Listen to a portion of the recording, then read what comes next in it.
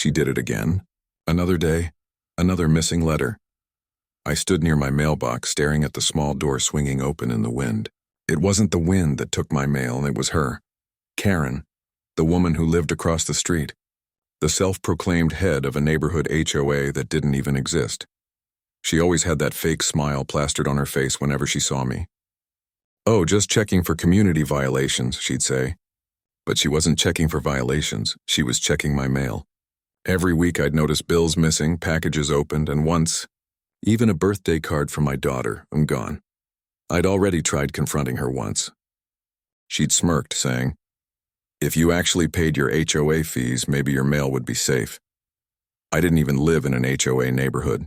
That was the moment I realized. She was doing it for control, just to prove she could. So I set a little plan. Nothing illegal.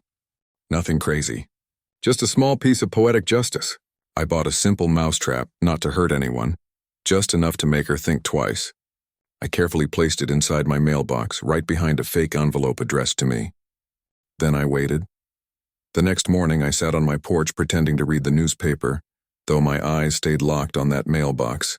Like clockwork, Karen came strutting down the road, phone in hand, fake confidence all over her walk. She glanced around, thinking no one was watching. Then she opened my mailbox. Snap. Her scream echoed down the entire street. The sound was so sharp, so sudden, even the neighbor's dog started barking. She jerked her hand back, clutching her fingers, looking around wildly. When her eyes met mine, her face went pale. I didn't move. I just looked right at her and said, "Guess the HOA doesn't cover that, huh?" She stormed off, red-faced and furious. But the best part wasn't that she got caught. It was the look of pure shock when she realized. I knew all along, little did I know. That scream was just the start, because the next day Karen didn't just come back. She brought someone with her, and this time things were about to get serious. The next morning I heard heavy footsteps on my driveway before I even opened the curtains. 2 men in matching black shirts stood beside Karen, both wearing badges that looked suspiciously cheap. Karen's voice cut through the air like nails on glass. "That's him. He attacked me with a trap. That's a federal crime." I stepped outside calmly, coffee in hand. "Morning, Karen," I said, pretending not to notice the fake police standing beside her. One of them flashed his badge so fast I barely caught a glimpse, but the misspelled word sheriff on it told me everything I needed to know. "Sir," one of the fake cops barked, "you need to come with us. You're being charged for assault and tampering with mail." Karen folded her arms, smirking like she'd already won. "Told you can't just mess with people's property around here," she said. I almost laughed.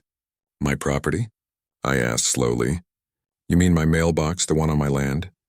The taller fake cop took a step forward. "Don't get smart." Inside I was boiling, but I kept my tone cool. "You sure you're with the county?" I asked. "Because your badge looks like it came from Amazon." For a moment there was silence. Karen's smirk twitched. She turned to the officer, whispering something under her breath. That's when I pulled out my phone, turned the screen around, and showed them the live feed, my security camera. The footage showed her hand reaching into my mailbox, the snap of the trap and her screaming as she ran off. Every second was clear as daylight. I watched her face drain of color. You can't use that footage," she stuttered. "That's illegal surveillance." "Oh, it's perfectly legal," I said softly. "Especially when it's on my property." The fake cops exchanged nervous glances. One of them muttered, "We should go," but Karen grabbed his arm.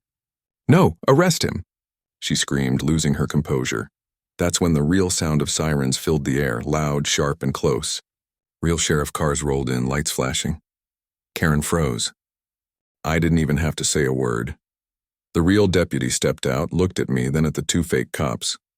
"We got your call," he said to me. "You said someone's impersonating law enforcement." Karen tried to interrupt, but the deputy raised a hand. "Ma'am, I'm gonna need you to step back." She did, trembling now. The deputy examined their badges, then nodded at his partner. "Fake," he said simply. I could see Karen's confidence shatter right there on the spot. But she wasn't done yet. Because as they cuffed her officers, she looked right at me and whispered, "You think you've won? You have no idea who you're dealing with." And she was right. I didn't. Because the next day, someone broke into my property at 2 a.m. And that's when things got real. It started with a noise and a faint metallic clink near my fence. I thought it was just the wind until my motion light flicked on. Through the window I saw a shadow slipping around the side of my shed. Slow, careful, like they knew exactly where the cameras were. I didn't panic. Not yet. I just grabbed my flashlight and the baseball bat I kept near the door. When I stepped outside, the night air felt heavy, too quiet for this neighborhood. The gravel under my feet crunched louder than usual. Then I saw it, my mailbox door hanging open again. I walked closer, light steady, breath held. A figure darted from behind the mailbox toward the back gate. I caught just enough of the face to know the truth, Karen. But she wasn't alone. Another man was with her, the same tall fake cop from before. He was cutting at my fence wire with bolt cutters.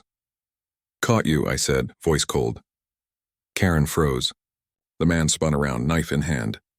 "Back off, old man," he shouted, but I didn't move. "You're trespassing." "That's my land," I said. He took one step forward, threatening. And that's when the red dots appeared. 3 of them. Moving across his chest, from the trees behind my house, a deep voice called out, "Drop it now." The man froze. Karen's face twisted from arrogance to pure fear. From the darkness stepped out my brother Jake, ex-military, trained marksman, and the reason no one ever got away with anything on this property. "Didn't think I'd need to call you this soon," I said. Jake lowered his rifle slightly, but kept his eyes on the man.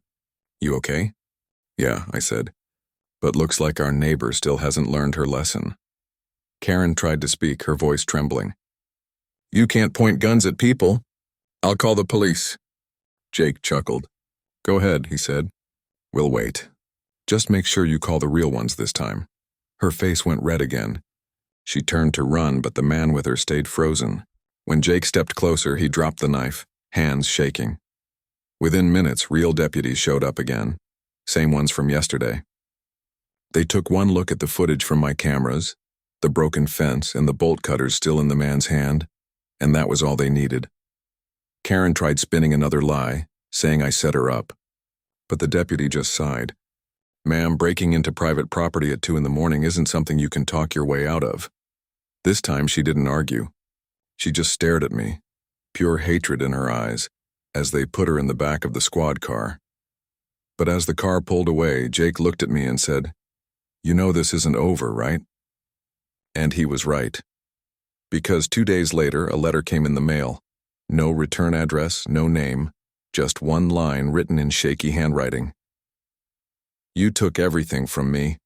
Now I'll take it back." I stared at that letter for a long time. The handwriting was shaky, but the words, they felt cold, threatening.